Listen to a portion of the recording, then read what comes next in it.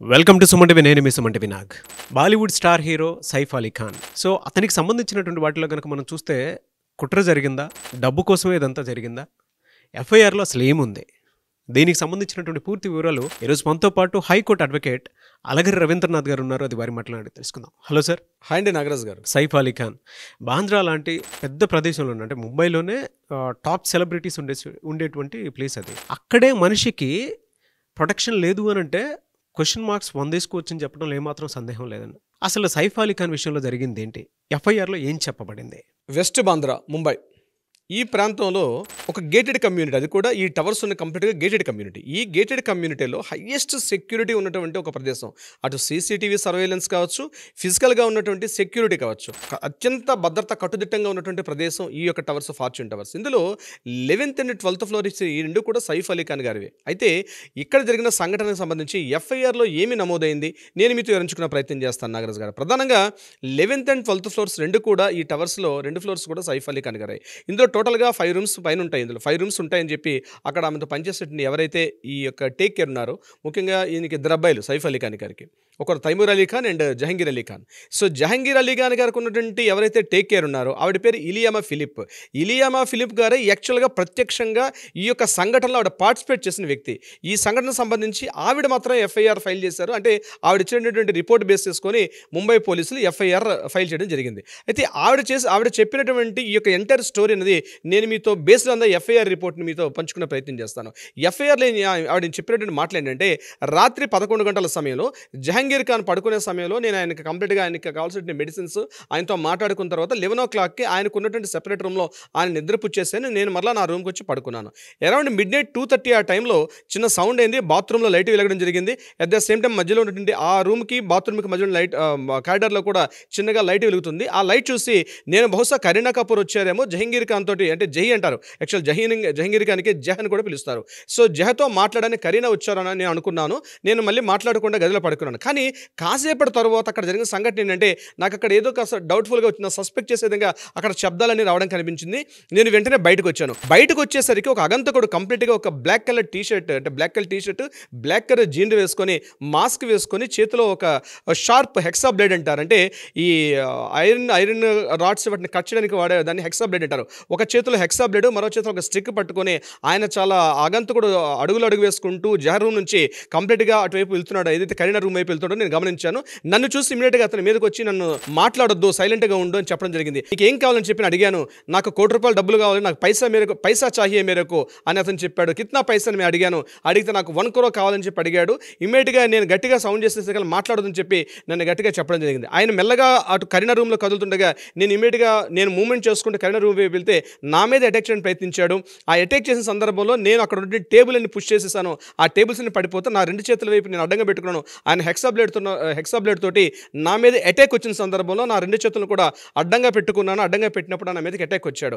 ఈ సందర్భంలో ఈ సౌండ్స్ చూసి విని లోపల నుంచి సైఫ్ అలీ, కరీనా కపూర్ రూమ్లో పడుకున్నటువంటి సైఫ్ అలీ ఖాన్ గారు రావడం జరిగింది. ఇమీడియట్గా నేను వచ్చాను. At the same time Jahangir Ali Khan తాలూకా కాకుండా ఈయన తైమూర్ అలీ ఖాన్ ఉన్నారు. తైమూర్ అలీ ఖాన్కి నాలాగే మరొక కేర్ టేకర్ ఉన్నారు. ఆమె పేరు గీత.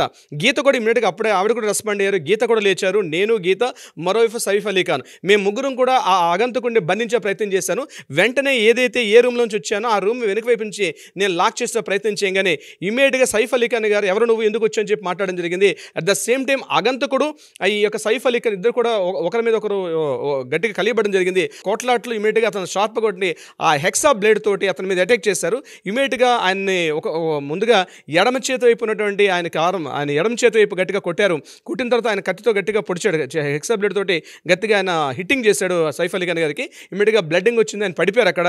నేను మరలా వెనక్కి వెళ్ళేసరికి ఆయన ఆ హడావుడు అక్కడంతా చిందరవందరగా అయిపోయిన తర్వాత ఆయన ఇమీడియట్గా వెనక డోర్ నుంచి ఆయన బయటకు పారిపోయాడు. ఇది యాక్చువల్ జరిగింది మార్నింగ్ 2:30 అని చెప్పి ఇలియామా ఫిలిప్ అని చెప్పి ఎవరైతే జహంగీర్ అలీ ఖాన్, అంటే సైఫ్ అలీ ఖాన్ గారికి కరీనా కపూర్కి ఉన్నటువంటి చిన్న అబ్బాయి అయినటువంటి ఈ జహంగీర్ అలీ ఖాన్ తాలూకా కేర్ టేకర్ చెప్పినటువంటి స్టేట్మెంట్ ఎఫ్ఐఆర్లో నమోదైనటువంటి ఇన్ఫర్మేషన్ అయితే ఇది.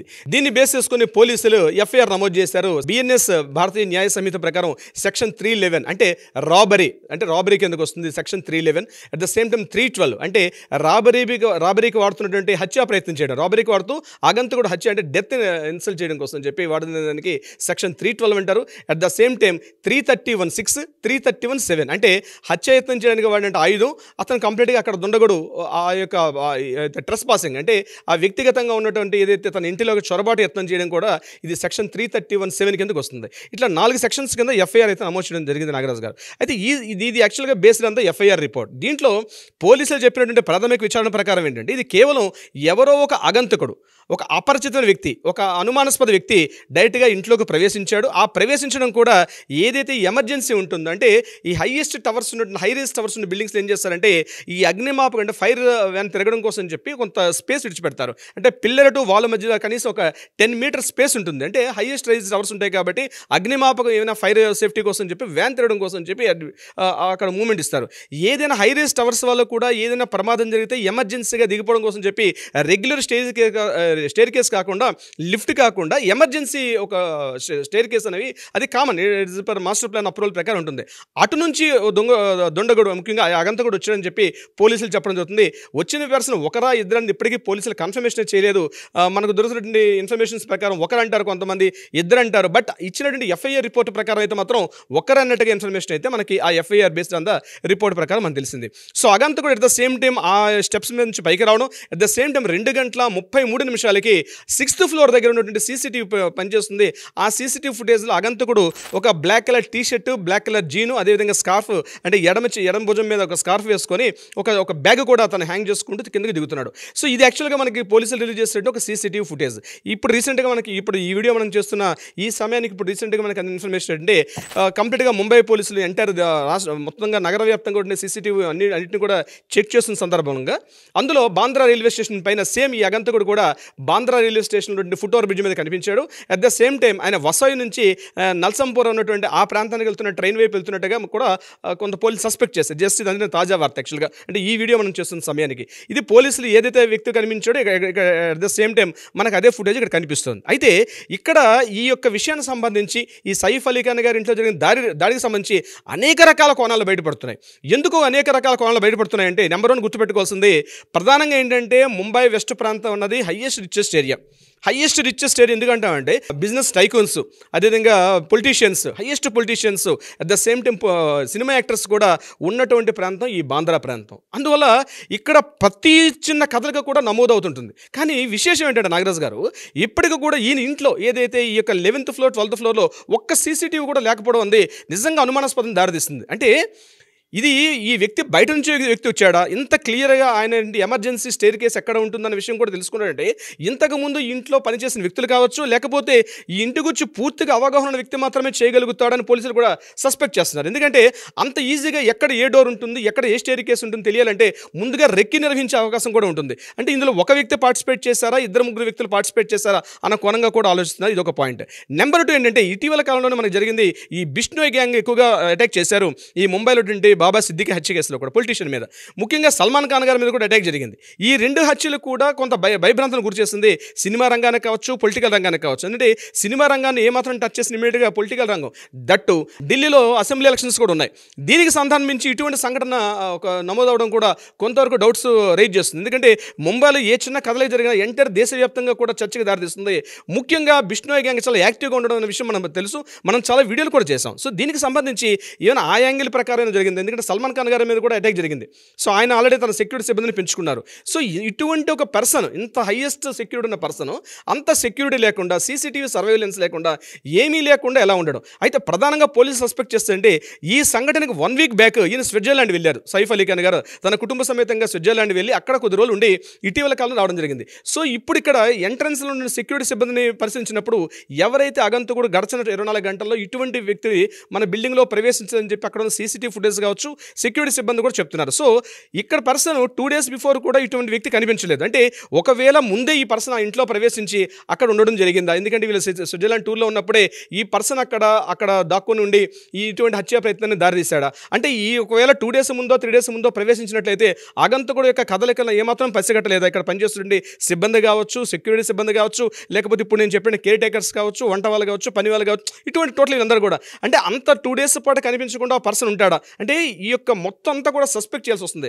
ప్రతి చిన్న విషయాన్ని కూడా డౌట్ పడాల్సి వస్తుంది. ఎందుకంటే ఏదో అగంతకుడు వచ్చాడో రాబరీ చేశాడంటే నమ్మే స్థితిలో కామన్ మ్యాన్ ప్రజలు ఎవరో లేరు. ఎందుకంటే జరిగిన సంఘటన కూడా 11th ఫ్లోర్ 12th ఫ్లోర్ అంటే 10 ఫ్లోర్స్ దాటి ఆయన 11th ఫ్లోర్కి ఎలా రీచ్ అయ్యాడు, 12th ఫ్లోర్లోకి ఎలా అంటే 11th అండ్ 12th ఫ్లోర్ ఆయన కాబట్టి ఇంటర్నల్ స్టేర్ కేసు ఉంటుంది. 2 ఫ్లోర్లు కూడా లోపల వాళ్ళ బిల్డింగ్ లోపల నుంచి స్టేర్ కేసు ఉంటుంది. తర్వాత వీళ్ళందరూ కూడా ఇది చిన్న కుటుంబం కాదు, హస్బెండ్ వైఫ్ ఇద్దరే కాదు, చాలా మంది ఉన్నటువంటి వ్యక్తులు. సుమారుగా ఒక ఆ ఇంటిలోని ఏదైతే 11th ఫ్లోర్ అండ్ 12th ఫ్లోర్లో వాళ్ళు చెప్పిన లెక్కల ప్రకారమే సుమారు ఆ రోజు సంఘటన జరిగే సమయానికి 8 మంది ఉన్నారు ఇంట్లో, 2 ఫ్లోర్లు కలిపి. అంటే 8 మంది ఉన్నప్పుడు కూడా సంఘటన తెలియకుండా అగంతకుడు ఎలా వచ్చాడు అన్నది ఒక సస్పెక్ట్ చేస్తున్నాం. ఇది కాకుండా మరొక ఇంట్రెస్టింగ్ కొద్ది కాంట్రవర్షియల్ పాయింట్ కూడా నేను మీతో చెప్పే ప్రయత్నం చేస్తాను.